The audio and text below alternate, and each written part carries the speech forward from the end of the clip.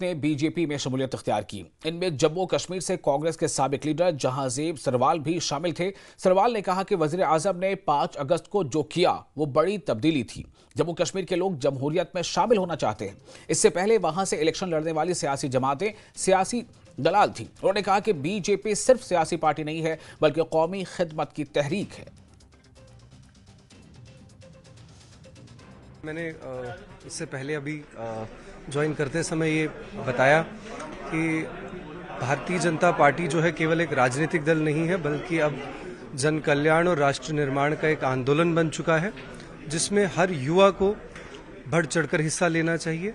इस आंदोलन का सिपाही बन के बढ़ चढ़कर हिस्सा लेना चाहिए और जो पॉलिसी लेस और डायरेक्शन लेस अपोजिशन इस टाइम चल रही है, it is high time for people of this country as well as जो पॉलिटिकल स्फीयर के लोग हैं कि वो अब उस अपोजिशन को भूल जाएं। यकीनन देखिए, इस देश में अपोजिशन की ज़रूरत है, बट अपोजिशन और criticism just for the sake of criticism, just for the sake of opposition नहीं होना चाहिए।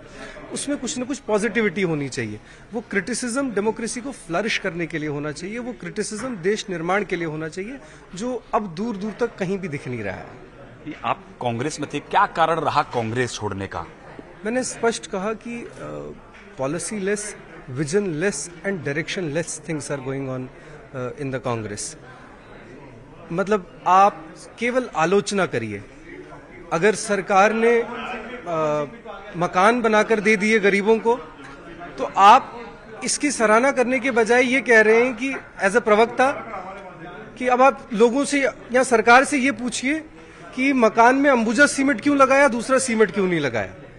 अगर हेल्थ सेक्टर के लिए प्रत्येक नागरिक को 5 लाख रुपए दिया जा रहा है, तो आलोचना करने की गर्ज से आप ये कहिए कि 5,25,000 रुपए क्यों नहीं दिया जा रहा है।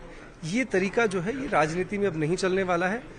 जनता समझ चुकी है कि आने वाला समय जो है वो विकसित भारत का समय है। आने वाला समय जो है, जैसे अभी पुरी साहब कह रहे थे, इलेक्टोरेट वेलफेयर का समय है और आने वाला समय जो है वो एक बार फिर आदरणीय नरेंद्र मोदी जी का समय है। मेरा आखिरी सवाल, आप जम्मू कश्मीर से आते हैं, आपने जिक्र किया आर्टिकल 370 हटाने को लेकर, कितना बदलाव आप देखिए, क्योंकि विपक्ष तो आज भी उसी मुद्दे पर है। तमाम चाहे जम्मू कश्मीर की पार्टियां हो या कांग्रेस हो, वो लगातार कहीं ना कहीं इस पर हमला करता है बीजेपी के ऊपर। देखिए, मैंने आपसे पहले भी कहा, अभी वहां भी कर रहा था कि विपक्ष जो है पॉजिटिविटीज पर भी अब आलोचना करना शुरू हो गया है, जो एक बहुत बड़ा कारण है मुझ जैसे युवाओं का या और कई सारे नेताओं का पार्टी से किनारा कशी करने का।